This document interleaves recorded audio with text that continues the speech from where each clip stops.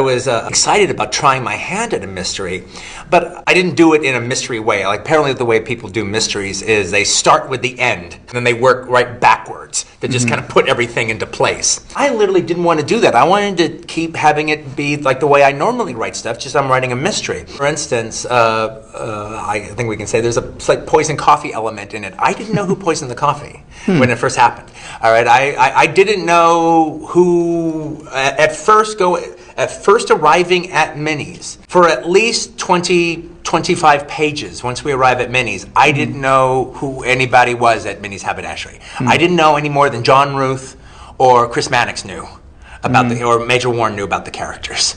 All right, and I just let themselves reveal it to me. In subsequent drafts, now I knew where they were going, then I could make different characters with their personality more specific as far as that stuff was concerned. But that was actually kind of an interesting thing, though, is I wanted to write it. Normally I know almost everything there is to know about the characters, even before I start writing, and then I learn more. But I know about their backstory and stuff. I didn't in this one. I wanted to not know any more about the characters than pretty much the audience knew, or that the other characters they were dealing with knew. So, so I might know about Major Warren's reputation.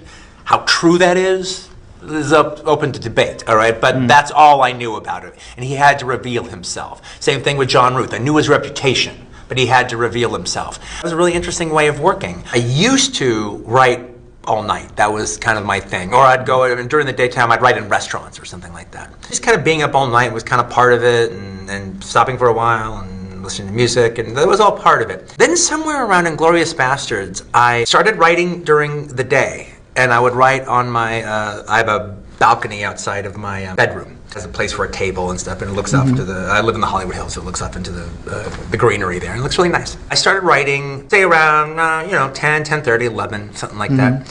And then I write till about 5, 6, or 7. And what I do is I stop for the day, and then after a little bit of time of unwinding, I go into my pool. And if I'm not done with something, I think, okay, what do I want to do?